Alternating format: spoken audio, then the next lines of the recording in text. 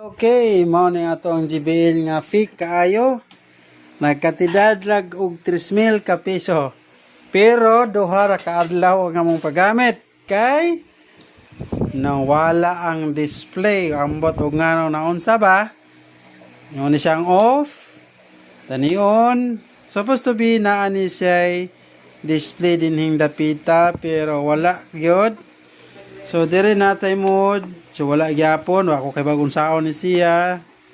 Muna siya kitag og sani nga QM.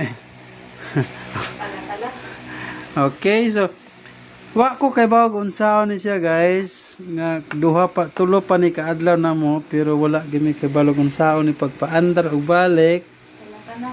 Kay nawala jud ang nasa power pero dili siya moon. Suppose nagi siya display diane pero karon wala na. So tagsa ka libo ang adlaw, so duha ka dulo naman ka adlaw mong gamit. Mao ning 3,000 among palit, so sakto ra pud kayo.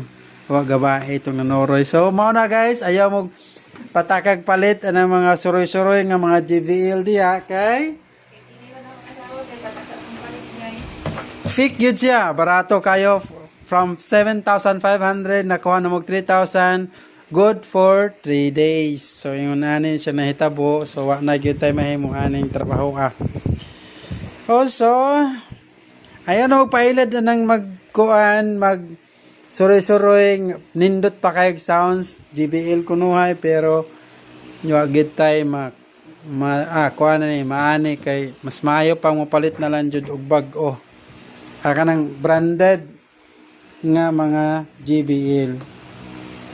Adto mo sa mga store, ayaw na mo og at pailad na nang nagsuloy-suloy sa kadalanan kay mga fake kaayo ang ilang produkto. Sayang ang kwarta.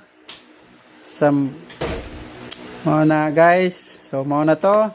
So I hope nga makuha ninyo kuan kan lesson sa mga mupalit og mga baratohon. Daghang salamat and see you next time.